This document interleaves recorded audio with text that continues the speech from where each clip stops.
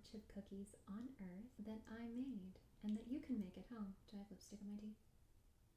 This is the only chocolate chip cookie recipe you'll ever need for the rest of your life. Some of you guys know I eat a lot of cookies and I've tried a lot of chocolate chip cookie recipes at home. But I love to bake at home, so about 7 years ago my husband sent me this recipe from Serious Eats by Kenji Alt Lopez. It's a little bit more involved than your typical chocolate chip cookie recipe, so it did take me a couple of tries to perfect it. But now that I've perfected it, everyone in my life who I've made these for is constantly asking me, when are you making cookies again? All right, let's break one of these open.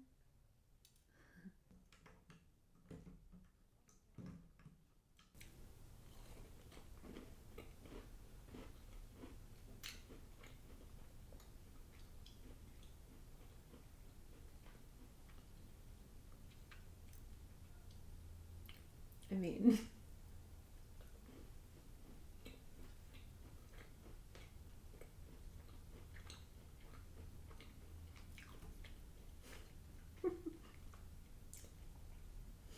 this feels so lame, like I'm tooting my own horn. Look everyone, look at what a good baker I am.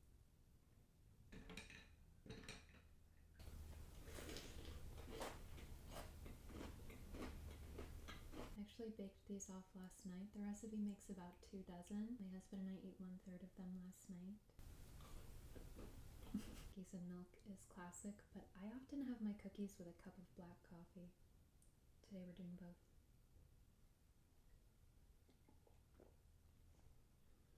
It really hits. Okay, so I'm going to tell you about this recipe and sort of walk you through the steps. It's not a difficult recipe by any means, but there are some extra steps and is a little bit more time consuming than your typical cookie recipe. I'm going to start with 2 sticks of butter. I like to bake with Kerrygold unsalted butter. First step and the most important is browning the butter. This is going to add notes of butterscotch to the dough and a whole new depth of flavor.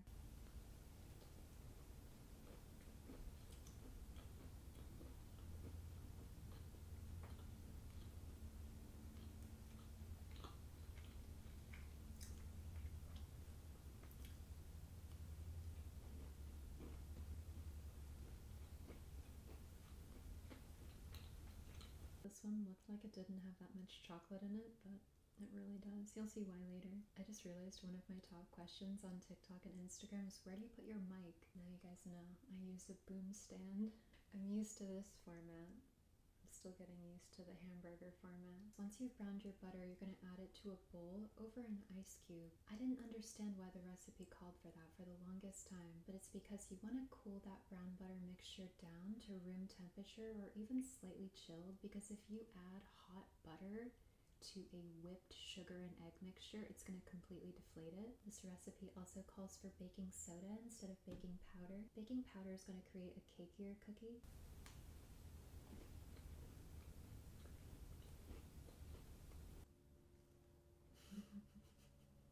These cookies texturally are a dream. I personally am fine with the big, thick, doughy cookies. I think they're really nice. Sometimes they're nostalgic for me. My husband hates them. Crumble cookies are like his worst nightmare. I personally had a trauma bond with crumble cookies. That could be a whole other story time. They remind me of like the Loft House cookies from the grocery store that I would eat growing up.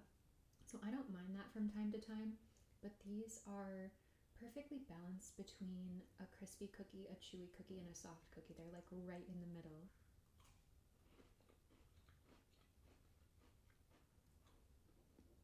Okay, now we're going to talk about chocolate.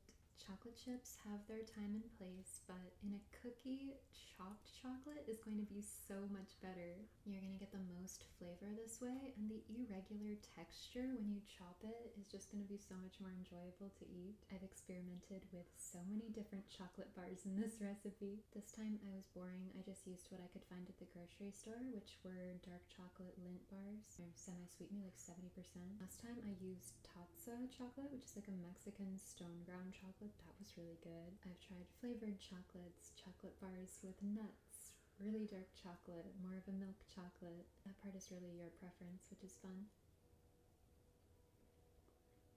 Another really significant part of this recipe is letting the dough rest at least overnight.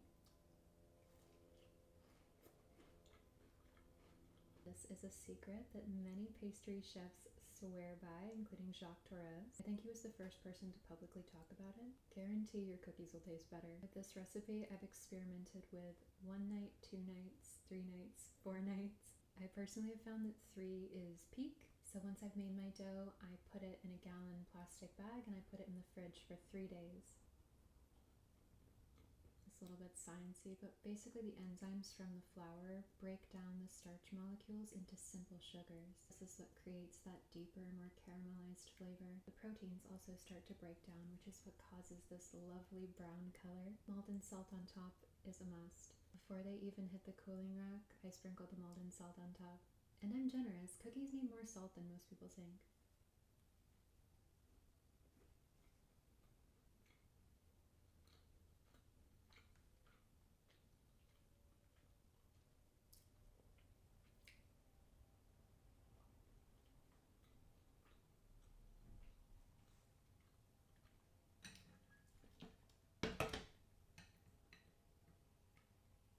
My husband says these are the best cookies ever on earth, which is crazy because we eat a lot of cookies from really nice bakeries and restaurants all over the world. My personal top 3, other than these, are number 1, Baked SoCal. I love her seasonal fruit cookies, but her brown butter chocolate chunk is one of the best in the world. It's really similar in flavor profile to this recipe, but she does do the big, thicker cookies. They're not cakey though. She also chops her chocolate, but she uses very thick pieces. Some bites are more than 50% chocolate. She also does not skimp on the molten salt. She uses huge molten salt crystals. It's kind of her signature thing. I've seen a lot of people copying her lately. It's kind of annoying.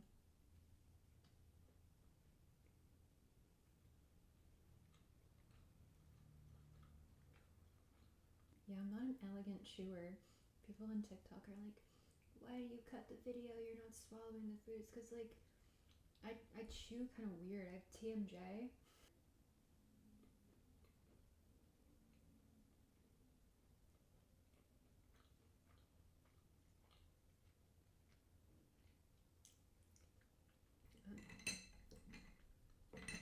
You can have it, YouTube. I will say my comments on YouTube have been getting a lot nicer. Thank you guys. Actually, the comments that I get on my long videos are almost consistently really, really nice. All of the diabolically cruel ones are always on shorts. Anyways, second best cookie in the world is at Les Merceries in New York City. They're actually this gorgeous French restaurant. The aesthetics in there are stunning, but the food is really mid. But their cookie, again, really similar flavor profile to this. Brown butter, caramel, gooey but not too gooey. Like, it's not like a raw crumble cookie, or it's not cakey either. And they use this beautiful semi-sweet chocolate that has hints of hazelnut in it. I tried to go there one time and just buy cookies and a coffee, and they were like, we can sell you the cookies, but we don't do coffee to go. Third one that I had recently was also in New York City at 7 Grams Cafe. People rave about their chocolate chip cookie. I had their regular chocolate chip cookie that's very famous, and then I had their vegan one just because I was curious. The vegan one is 10 times better than the regular one. They make it with tahini, and it has these really luxuriously rich nutty notes to it, and I believe it's olive oil based too, which is not something I normally go for. Trust me.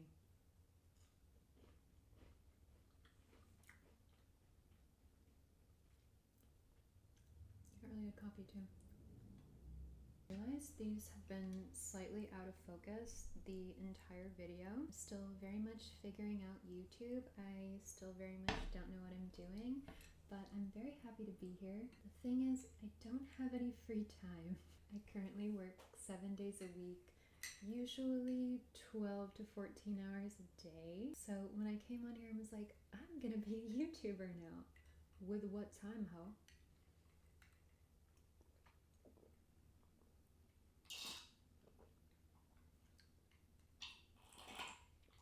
Please know I really am starting to enjoy this platform, so I promise I'm gonna do whatever I can whenever I have time. Also, let me know if you guys think this is a good or a bad idea. Is putting together some compilations of my short form content. For example, everywhere I went on my 2,000-mile motorcycle ride. That would be a compilation of like 10-ish short videos, or all my videos from Dublin, just so that if you're say, going to Dublin, you could just watch that longer video and have them all together in one place. Let me know, and let me know if you try this recipe.